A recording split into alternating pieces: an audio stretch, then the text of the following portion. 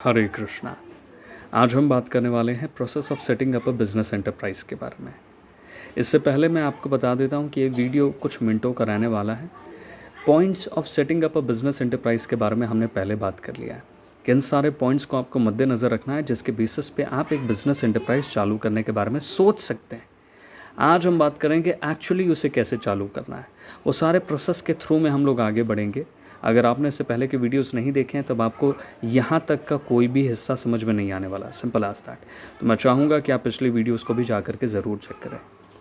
तो सबसे पहली चीज़, क्या सारे स्टेप्स आते हैं, क्या सारे प्रोसेसेस आते हैं एक बिज़नेस एंटरप्राइज को चालू करने में। ये कुल 5 प्रोसेस हैं, कुछ 5 स्टेप हैं जिनके बारे में हम बात करेंगे। सबसे पहला है identification of a business opportunity. Second है जनरेशन ऑफ बिज़नेस आइडिया। तीसरा है फीजिबिलिटी स्टडी।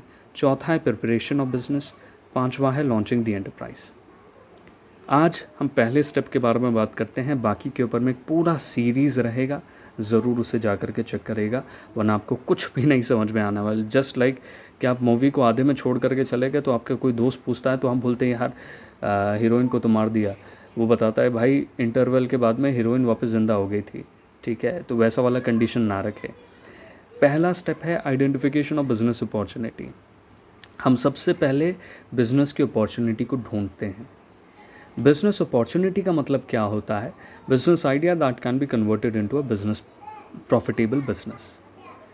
जैसे आपने देखा कि कमरे बहुत गंदे रहते हैं और जब गेस्ट यहाँ पे आते हैं तब उन्हें वो कंफर्टेबल नहीं लगता। वो पे उसके लिए एडुकेट करते हैं, एक अच्छा अमाउंट पे करते हैं, लेकिन उन्हें कमरे अच्छे नहीं मिलते।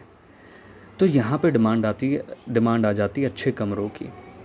उसी पे एयरबीएनबी और ओयो ने अपना मॉडल खड़ा किया है। कुछ ऐसी बिज़नेस अपॉर्चुनिटीज़ के बारे में आप सोच सकते हैं।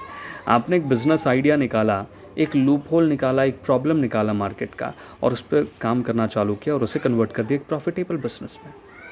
लेकिन सबसे बड़ी समस्या होती है, generally people can not identify business opportunities. मतलब आप बोल रहे हैं कि यार मैं एक काम करता हूँ, पानी पे चलने वाली गाड़ी बनाता हूँ। तब आपको ये भी सोचना चाहिए कि पानी पे चलने वाली गाड़ी हमारे पूरे देश में कहीं जल्दी बिकने वाली नहीं है, क्योंकि पूरे देश में लैंड है, वाटर से घिरा हुआ देश नहीं है। तो यहाँ पे दिक्कत क्या आएगी? आपके पानी पे चलने वाली गाड़ी यहाँ पे फ्लॉप हो जाएगी। उससे बढ़िया अगर आपने ये सोचा होता कि पेट्रोल की जगह अगर मैं पानी डाल करके गाड़ी को चलाऊँ, तो शायद आपकी आइडिया बहुत ज़्यादा बढ़िया लेवल पे इंडिया में अप्लाई हो पाती, रह पाती और अच्छा प्रॉफिट जनरेट करके आपको दे पाती। तो ये आपके लिए बेहद ज़रूरी है। Entrepreneur should check, is there adequate market for the product and services. जो चीज़ आप मार्केट में उतारना चाहते हैं, क्या उसका मार्केट है भी कि नहीं है?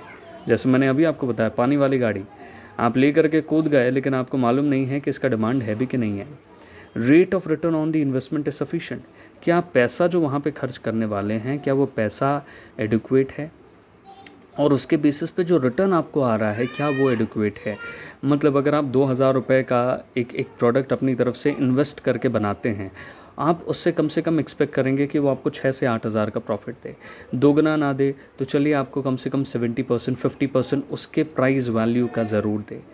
तो इन चीज़ों का अगर आप ध्यान रखते हैं, तब आप एक बिज़नेस अपॉर्चुनिटी को ढूंढने के साथ में उसमें आगे कदम रखने पे कार्य करते हैं।